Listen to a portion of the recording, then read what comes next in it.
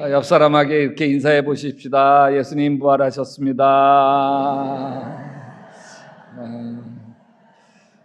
이렇게도 얘기해 볼까요? 얼굴 뵈니까 부활하시긴 하셨네요. 아멘.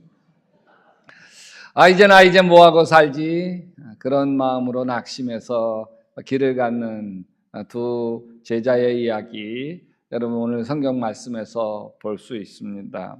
그 중에 한 사람은 글로바인데 또 한 사람 누군지 성경학자들은 아마도 글로바의 아내 마리아였을 거라고 추측합니다. 왜냐하면 성경에 글로바 아내 이름이 나오는데 아주 중요하게 나와요. 왜냐하면 예수님이 십자가에 달리실 때 요한복음 19장 25절에 보면 십자가 곁에는 그의 어머니와 이모와 글로바의 아내 마리아와 막달 마리아가 섰는지라. 그래서 이 글로바와 또한 제자 그럴 때 아내이겠다 이렇게 성경학자들이 추측합니다. 이들은 며칠 전만 해도 의기양양했습니다. 그렇지만 지금 모든 희망 다 잃어버리고 좌절감에 빠져 고향 엠마오로 내려가고 있습니다. 예루살렘에서 엠마오는 그리 멀지 않습니다. 여기서 한 대군역, 이런 정도, 동암역 이런 정도가 되는 거리입니다. 글로바와 아내는 믿겨지지 않는 듯이 예루살렘에서 일어난 모든 일들을 서로 이야기하고 있었습니다. 아마도 이런 이야기를 나눴을 거예요. 나는 보리떡 5덩어리와 물고기 2마리로 5,000명을 먹이실 때, 죽은 나사로를 살리실 때, 그때 정말 이 로마를 뒤집어 엎고 이스라엘 나라를 회복하실 거라고 난 확신했어. 근데 그렇게 돌아가실 줄이야. 그래요. 저는 마지막 순간까지 무슨 기적이 일어날 줄 알았어요. 예수님이 십자가 지고 골고다 언덕 오르실 때 끝까지 따라갔어요. 예수님이 십자가에 못 박히시는 순간, 죽으시는 그 순간에도 그 위에서 내려올지도 모른다. 왜? 죽은 나사로도 살리셨는데 그거 왜 못 하시겠어요? 아니더라고요. 이젠 다 끝났어요. 그래, 이제 다 끝났어. 이들은 슬픔 가운데 투벅투벅 한숨 쉬며 걸어가는데 그때 바로 낯선 어떤 이가 그들 옆으로 다가옵니다. 그들이 이야기하며 토론하고 있는데 예수께서 가까이 가서 그들과 함께 걸으셨다. 근데 예수님이 다가와 함께 걸어가시는데도 이들은 전혀 몰라봅니다. 예수님이 두 사람 이야기에 끼어듭니다. 당신들이 걸으면서 서로 주고받은 말이 무슨 이야기입니까? 글로바는 한심한 듯이 예수님에게 예루살렘에 머물러 있었으면서 그 며칠 동안에 여기서 일어난 일을 당신만 혼자 모른단 말입니까? 예수님은 아주 대단한 예언자였습니다. 능력이 얼마나 대단했는지 모릅니다. 그런데 나쁜 놈들이 십자가에 못 박아 죽여버렸습니다. 그 나사렛 예수가 죽었는데 왜 두 분이 이렇게 풀이 죽었습니까? 우리는 그분이야말로 이스라엘을 구원할 분이라는 걸 알고 그분에게 모든 소망을 다 걸고 있었던 것입니다. 다 걸었는데 이제 다 끝났어. 게임 오버. 저는 이 말씀을 묵상하면서 그들이 예수님을 몰라봤다는 게 참 신기해요. 어떻게 몰라볼 수 있을까? 내가 글로바라면 예수님이 딱 다가와셨을 때 기가 막히다. 어떻게 똑같을까? 혹시 예수님하고 쌍둥이는 아니세요? 그러지 않았겠어요? 불과 3일 전까지만 해도 매일같이 밥 먹고 함께 자고 생활했는데 3일 만에 예수님을 몰라본다고요? 몰라보는 게 신기하죠. 왜 몰라봤을까? 몇 가지 해석이 가능해요. 하나는 눈이 가려진 상태다. 그러나 그들은 눈이 가려져 예수를 알아보지 못하였다. 뭔가에 눈이 가려져 덮여진 상태죠. 무엇에 가려졌을까요? 저는 슬픔과 절망이 눈을 가렸을 거라고 봐요. 두 사람이 슬픈 빛을 띠고 머물러 서 있더라. 슬픔에 쌓여 걸어갑니다. 예수님이 처참히 십자가에 달려 죽었고 그들의 희망이 산산조각 부서졌습니다. 예수님이 끝났습니다. 절망이 눈앞에 가리면 예수가 보이지 않는구나. 예수님은 지금도 제자들 사이에 낯설게 끼어들으셨던 것처럼 우리의 삶 속에 예수님 숨겨진 채 우리와 더불어 계시고 우리와 동행하고 계십니다. 이것을 뭐라고 얘기해요? 임마누엘이라고 얘기합니다. 그의 이름은 임마누엘이라 하리라 하셨으니 이를 번역한즉 하나님이 우리와 함께 계시다 함이라. 여러분, 신앙이 깊어진다고 하는 것은 우리와 함께 하시는 주님을 하나하나 만나가고 깨달아 가는 것입니다. 어떤 남자 권사님이 이런 고백을 해요. 목사님, 저는 어릴 때서부터 교회를 다녔어요. 그리고 지금 교회에서 권사로 이것저것 좀 봉사할 일들 잘 하고는 있어요. 그런데 저는 예수님을 만난 적이 없어요. 누가 예수님을 만났다 이렇게 고백을 하고 간증을 하게 되면 야, 부럽다, 나도 저랬으면 좋았겠다 싶기도 하지만 또 한편으로는 저게 진짜일까? 그런 마음도 들어요. 그래서 제가 찬양을 부를 때 마음에 감동이 온 적 없으세요? 설교를 들을 때 마음에 감동이나 깨달음을 받은 적 없으세요? 없긴요. 저는 찬양 너무 좋아해요. 찬양 부르다가 울컥울컥 울 때가 많아요. 또 설교 말씀을 들으면서 마음에 찔리기도 하고요. 꼭 목사님 말씀은 나에게 하는 말씀처럼 그렇게 느껴져요. 꼭 나 들으라고 하는 말씀처럼. 그게 하나님 만난 거예요. 아멘. 성령님이 찾아오신 거라고요. 여러분, 예수님 우리에게 어떻게 다가오실까? 예수님은 말씀을 통해서 다가오십니다. 엠마오로 가던 두 제자도 예수님이 말씀을 풀어주실 때 그들의 마음이 뜨거워졌습니다. 길에서 그분이 우리에게 말씀하시고 같이 읽어보십시다. 성경을 풀이하여 주실 때에 우리의 마음이 뜨거워지지 않았습니까? 예수님은 하나님 말씀을 통해서 우리에게 다가오세요. 성경을 읽을 때, 설교 말씀을 들을 때, 말씀을 큐티하고 묵상할 때 주님이 우리에게 다가오셔서 우리의 마음을 만져주십니다. 두 번째는 상처 속에서 우리에게 다가오세요. 얼마 전 제가 하나님께 이렇게 기도한 적이 있습니다. 주님, 저에게 다가오시는 주님을 제가 놓치지 않게 도와주시옵소서. 찬양 중에 저에게 다가오시는 주님을 놓치지 않게 하시옵소서. 기도 중에 저에게 다가오시고 예배 중에 저에게 다가오시는 주님을 제가 놓치지 않도록, 그 은혜와 그 사랑을 놓치지 않도록 도와주시옵소서. 그렇게 기도하는데 주님이 저에게 툭 그러시더라고요. 그래, 찬양 중에 다가가는 건 되고 예배 중에 다가가는 건 되고 너 고난 중에 내가 다가가는 것은 안 되냐 그러시더라고요. 내 고난 중에, 내 질병 중에, 내 실패 중에 내가 다가가면 안 되냐? 할 말이 없었어. 할 말이 없어. 그리고 나서 갑자기 마음이 울컥하며 기도하기 시작했습니다. 주님, 내가 주님과 더 가까이 할 수 있다면 고난도 괜찮아요. 내가 주님을 만나고 깊게 은혜를 누리며 살아갈 수 있다면 질병도 괜찮아요. 갈등과 시련도 괜찮아요. 다 괜찮아요. 주님과 내가 가까이 할 수 있다면 다 좋아요. 예수님은 도마에게 자신을 보여주시며 못자국 난 손과 창자국 난 옆구리를 보여주십니다. 내 손가락을 이리 내밀어 내 손을 보고 내 손가락을 이리 내밀어 내 옆구리에 넣어 보아라. 주님은 오늘도 우리의 상처 속에서, 아픔 속에서 우리에게 다가오시는 거예요. 세 번째는 평범한 우리의 일상 속에서 다가오십니다. 엠마오 제자들은 예수님이 떡을 떼실 때에 주님을 알아보십니다. 그리고 그들과 함께 음식을 잡수시려고 앉으셨을 때에 예수께서 빵을 들어 축복하시고 그들에게 떼어주셨다. 그제서야 그들이 눈이 열려서 예수를 알아보았다.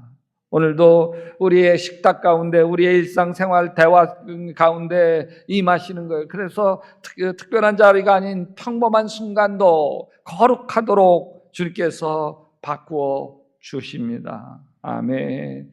그래서 주님, 우리에게 눈을 열어 주시옵소서. 우리에게 다가오시는 주님을 느끼고 만나고 발견할 수 있도록 우리에게 눈을 열어 주시옵소서. 여러분, 이제 뭐하고 살지? 이제 나 어떻게 사나? 우리가 낙심하는 이유가 질병 때문입니까? 아니에요. 가난 때문입니까? 아니에요. 실패 때문입니까? 아니에요. 주님은 오늘 우리에게 이렇게 이야기하시는 거예요. 내가 너와 함께하는 것을 내가 모르기 때문이란다. 왜 몰라봤을까? 왜? 우리는 지금 예수님이 성령님으로 우리와 함께 하시기 때문에 사실 우리는 잘 몰라볼 수 있어요. 영이시잖아요. 영으로 함께 하시니까 우리가 영안이 열리기 전까지 잘 몰라요. 우리가 육의 사람이기 때문에 잘 몰라요. 할렐루야. 근데 글로바와 아내는 왜 몰라봤을까요?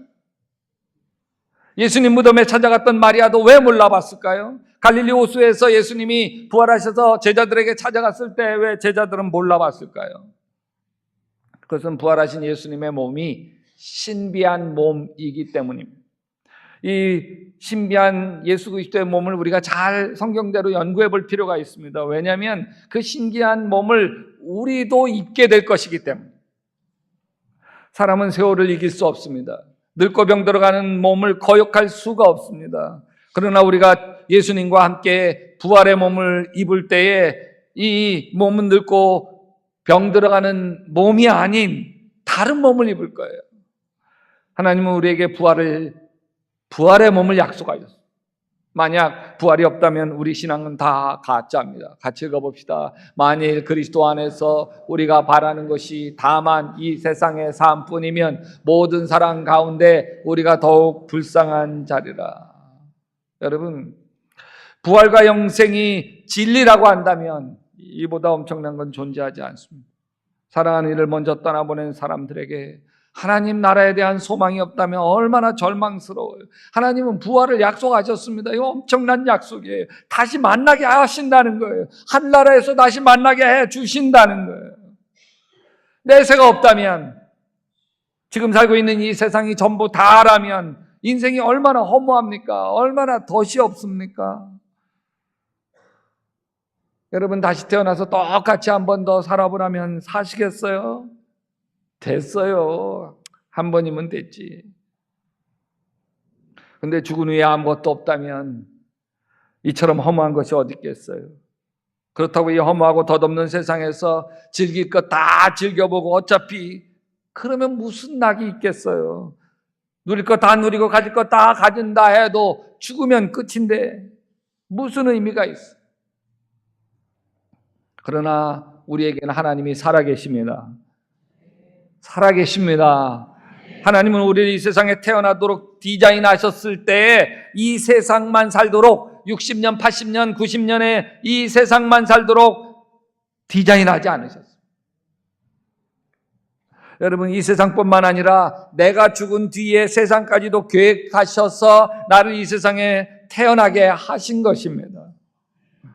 자, 그러면 하나님께서 우리의 육신을 벗고 난 뒤에 그 다음 모습, 뱀의 허물처럼 우리가 벗어버릴 때, 매미의 허물처럼 우리가 벗어버릴 때, 애벌레가 허물을 벗고 나비가 되는 것처럼 새로운 모습으로 변화되어질 때 우리의 모습은 어떤 모습일까?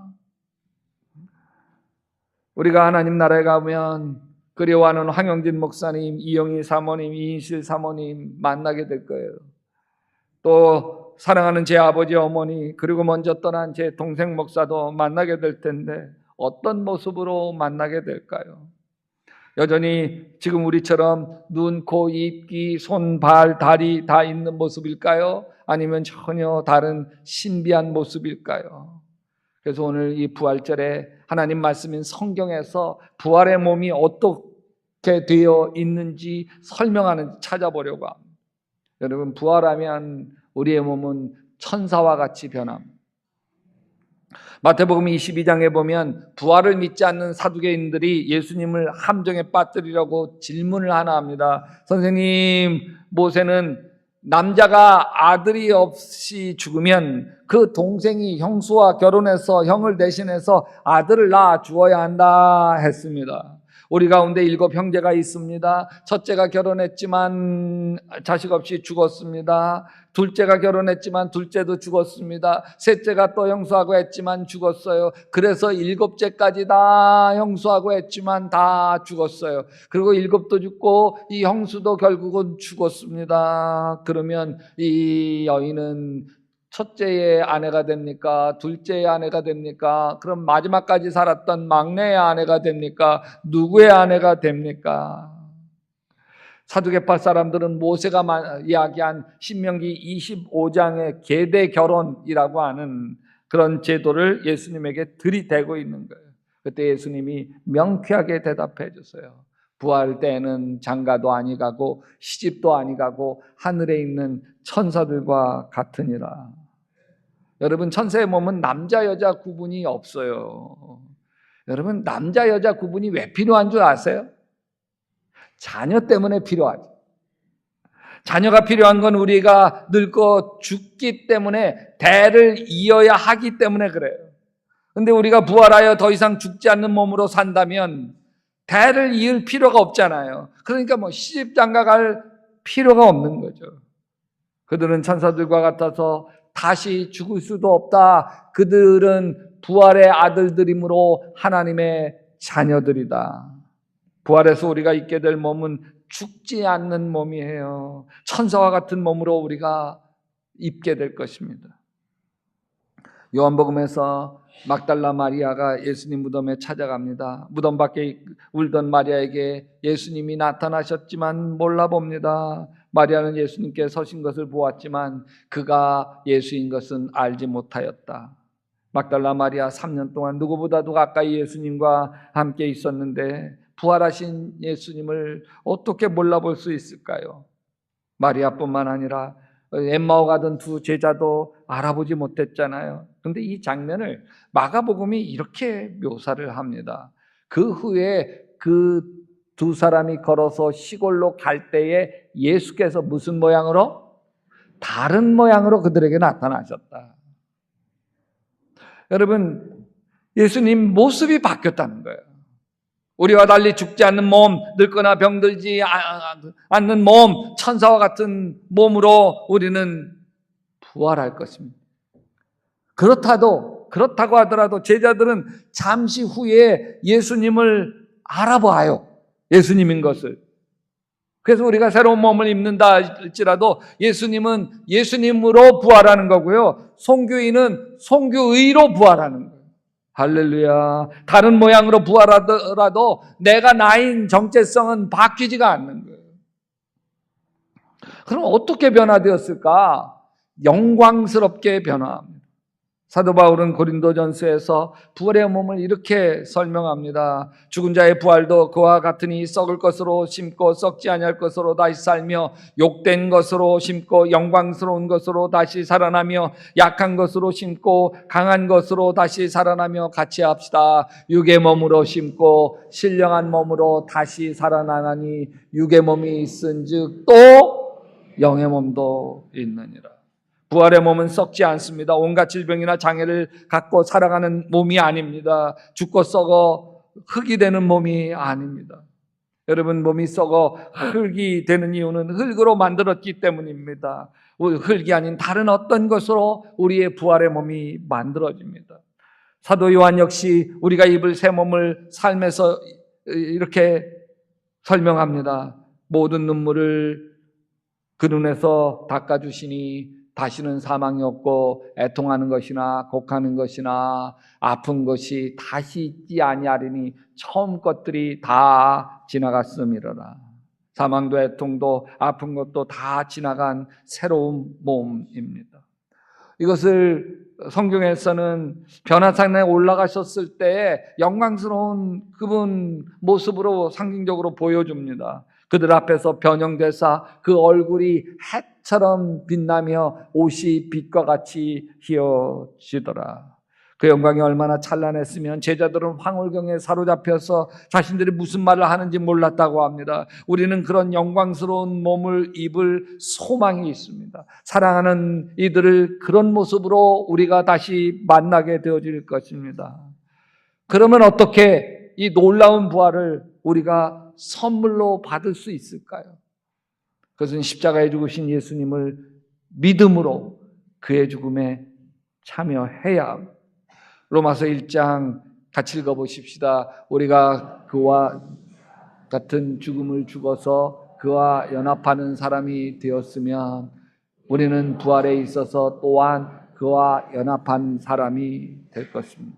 부활에 참여하려면 먼저 예수님의 십자가의 죽으심에 참여합니다. 그러면 어떻게 우리가 예수님 죽으심에 참여합니까? 예수님이 십자가에서 내 허물과 죄를 대신하여 죽으심을 믿고, 아멘, 십자가의 용서와 사랑을 받아들이는 것입니다.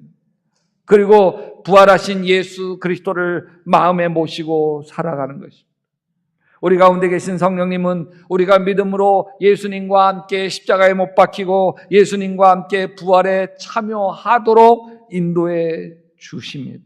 이게 하나님의 약속이에요. 변할 수 없는 진리입니다.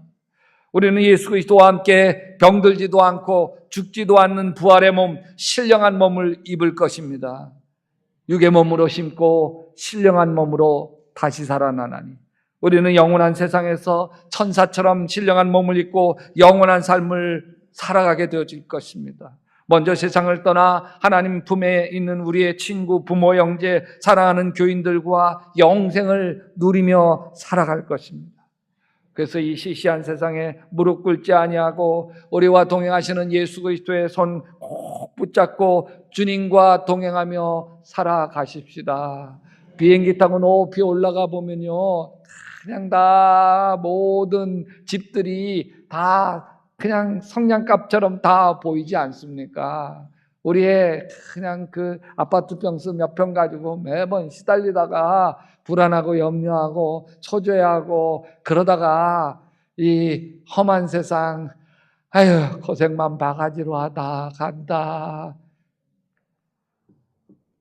그러지 마시고 우리 무명한 자 같으나 유명한 자요, 가난한 자 같으나 많은 사람을 부유하게 하고 아무것도 없는 자 같으나 모든 것을 가진 자로 그렇게 넉넉하게 천국을 살다가 천국에 이르게 되시기를 주님의 이름으로 축원합니다.